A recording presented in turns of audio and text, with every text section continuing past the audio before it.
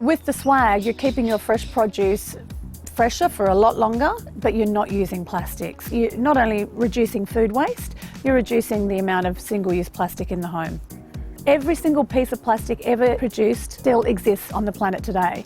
Same with silicon. Silicon also is not the answer. That's just another type of plastic. Only 9% of the world's plastic is recycled. Governments all the way around the world are struggling with any kind of recycling, whether it be cardboard or glass or anything. Waste is a real issue for governments, and we were shipping off about 600,000 tonnes of our plastic pollution over to China, and last year they said, no, we're not taking it anymore. And a lot more countries like Thailand and Indonesia, who have been taking our rubbish, have said, no, you can keep it, we don't want it. A lot of people find that they want to make a difference with plastic and food waste.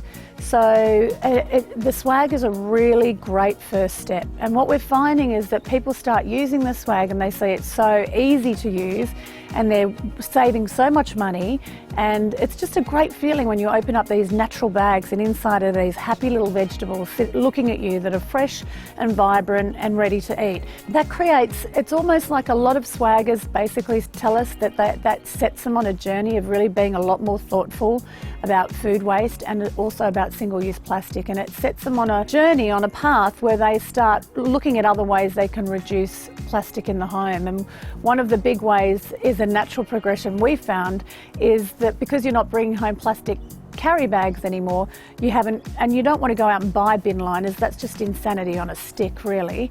So you just ditch the plastic bin liner altogether and you just put all your loose rubbish into the bin, and then you empty that into your wheelie bin and you hose it out or wipe it out and pop it back, and you've got no reason to have plastic from the shop all the way back to the bin, basically.